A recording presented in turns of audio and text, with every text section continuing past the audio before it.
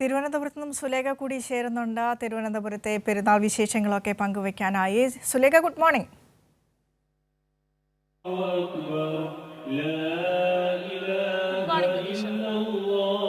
സ്റ്റേഡിയത്തിലാണോ ഇന്ന് പ്രത്യേക ഈദ്ഗാഹ് സജ്ജീകരിച്ചിട്ടുള്ളത്?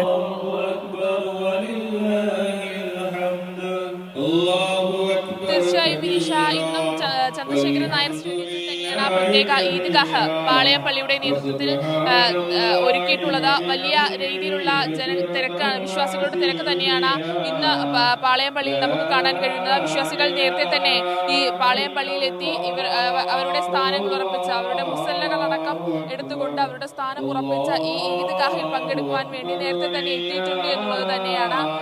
രണ്ട് ഭാഗങ്ങളായി, സ്ത്രീകൾക്കും പുരുഷന്മാർക്കും വെവ്വേറെ ഭാഗങ്ങളായിട്ടാണ് ഈദ്ഗാഹ് ഇവിടെ ഒരുക്കിയിട്ടുള്ളത്. എന്തായാലും വലിയ രീതിയിൽ തന്നെ വിശ്വാസികൾ ഈ ഈദ്ഗാഹിലേക്ക് പങ്കെടുക്കുവാൻ എത്തുന്ന ഒരു കാഴ്ചയാണ് നമുക്ക് ഇപ്പോൾ കാണാൻ കഴിയുന്നത്. 7:30യോടുകൂടി ഈദ്ഗാഹ് ആരംഭിക്കുമെന്നാണ് ഇന്നലെ തന്നെ പാളയം ഇമാം VP സുഹൈബ് മൗലവി നൽകിയ അറിയിപ്പ് എന്ന് പറയുന്നത്. മഴയുണ്ടെങ്കിൽ അത് പള്ളിയിലേക്ക് മാറ്റും, ഈദ്ഗാഹ് പള്ളിയിലേക്ക് മാറ്റും എന്നുള്ളൊരു കാര്യം കൂടി ഇന്നലെ തന്നെ VP സുഹൈബ് മൗലവി ഇന്നലെ തന്നെ അറിയിച്ചിരുന്നു.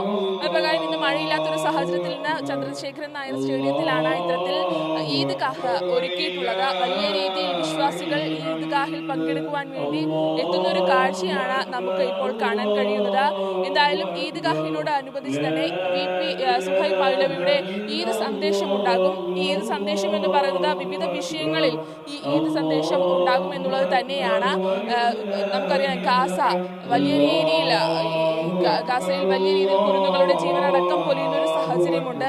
അതിനൊപ്പം തന്നെ കുവൈറ്റിൽ ഒരുപാട് പേർ മരണമടഞ്ഞ ഒരു സാഹചര്യമുണ്ട്. ഇത്തരത്തിൽ വിവിധ വിഷയങ്ങളിൽ VP സുഹൈബ് മൗലവി ഈദ് സന്ദേശം നൽകുമെന്നുള്ളൊരു കാര്യം ഉണ്ട്. അത്തരത്തിൽ ഈദ് സന്ദേശം കേൾക്കുവാൻ വേണ്ടി ഇരിക്കുന്നവരും ഉണ്ട് എന്നുള്ളത് തന്നെയാണ്. കാരണം VP സുഹൈബ് മൗലവിയുടെ ഈദ് സന്ദേശം പലപ്പോഴും കേരളത്തിൽ ഒരു പൊളിറ്റിക്കലി പറയുന്ന ഒരു ഇമാമാണ് പാളയം ഇമാം എന്നുള്ളൊരു കാര്യമുണ്ട്. അതുകൊണ്ട് തന്നെ ഈദ് സന്ദേശത്തിനായി കാത്തിരിക്കുന്നവരും ഇവരിലുണ്ട് എന്നുള്ളത് തന്നെയാണ്. എന്തായാലും സൗഹൃദങ്ങൾ പങ്കിടുന്ന, സ്നേഹം പങ്കിടുന്ന, ഇബ്രാഹിം നബിയുടെ ത്യാഗസ്മരണകൾ അനുസ്മരിക്കുന്ന ഒരു കാഴ്ച തന്നെയാണ്. വിശ്വാസികൾ ഈ ഇബ്രാഹിം നബിയുടെ ത്യാഗസ്മരണകൾ അനുസ്മരിക്കുന്ന കാഴ്ച തന്നെയാണ് നമുക്ക് കാണാൻ കഴിയുന്നത് എന്നുള്ളത് തന്നെയാണ്. എന്തായാലും ഈ വിശ്വാസികൾ വലിയ രീതിയിൽ തന്നെ ഈ പാളയത്തെ ചന്ദ്രശേഖരൻ നായർ സ്റ്റേഡിയത്തിലേക്ക് വലിയ രീതിയിൽ വിശ്വാസികൾ ഈദ്ഗാഹിൽ പങ്കെടുക്കുവാൻ വേണ്ടി എത്തുന്ന ഒരു കാഴ്ചയാണ് നമുക്കിപ്പോൾ കാണാൻ കഴിയുന്നത്.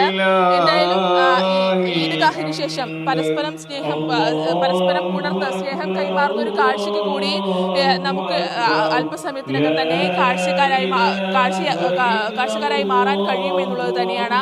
എന്തായാലും ത്യാഗത്തിന്റെയും സഹനത്തിന്റെയും സഹോദരത്തിന്റെയും ഓർമ്മ പുതുക്കുന്നതാണ് ഈ ബലിപെരുന്നാൾ എന്ന് പറയുന്ന ആഘോഷം, അല്ലെങ്കിൽ ബക്രീദ് എന്ന് പറയുന്ന ആഘോഷം എന്ന് പറയുന്നത്. വലിയ പെരുന്നാൾ എന്ന് കൂടി ഈ ആഘോഷത്തിന് പറയുന്ന ഒരു സാഹചര്യമുണ്ട്. മകൻ ഇസ്മായിലിനെ ബലിയർപ്പിക്കാൻ തയ്യാറായ ഇബ്രാഹിം നബിയുടെ ത്യാഗസ്മരണകളാണ് ഇസ്ലാം മതവിശ്വാസികൾ ഇന്ന് അനുസ്മരിക്കുന്നത്. ഹജ്ജ് തീർത്ഥാടനത്തിനടക്കം ഹജ്ജ് തീർത്ഥാടനത്തിന്റെ ഒരു പൂർണ്ണതയിലേക്ക് എത്തുന്ന ഒരു ആഘോഷം കൂടിയാണ് ഈ ബലിപെരുന്നാൾ എന്ന് പറയുന്ന ആഘോഷം എന്ന് പറയുന്നത്. ഇന്ന് വിവിധ പള്ളികളിൽ ഇത്തരത്തിൽ ഈദ്ഗാഹുകൾ നടക്കുന്നുണ്ട്. അതിനൊപ്പം തന്നെ പ്രത്യേകം സജ്ജീകരിച്ച ഇത്തരത്തിൽ പാളയം ചന്ദ്രശേഖരൻ നായർ സ്റ്റേഡിയത്തിലടക്കം പ്രത്യേകം സജ്ജീകരിച്ച ഈദ്ഗാഹുകളും സംസ്ഥാനത്തിന്റെ പലയിടത്തും നടക്കുന്നുണ്ട് എന്നുള്ളത് തന്നെയാണ്. നിലവിൽ VP സുഹൈബ് മൗലവി മാത്രമാണ് ഇവിടെ പങ്കെടുക്കുന്നത്. അതായത് പാളയം ഇമാം മാത്രമാണ് ഈ ഈദ്ഗാഹിൽ പങ്കെടുക്കുന്ന ഒരു കാര്യം അറിയിച്ചിട്ടുള്ളത്. മറ്റ് മന്ത്രിമാരോ അല്ലെങ്കിൽ മറ്റ് ജനപ്രതിനിധികളോ ഇത്തരത്തിൽ പങ്കെടുക്കുന്ന കാര്യം അറിഞ്ഞിട്ടില്ല. സാധാരണഗതിയിൽ ജനപ്രതിനിധികൾ പങ്കെടുക്കുന്ന ഒരു സാഹചര്യമുണ്ട്.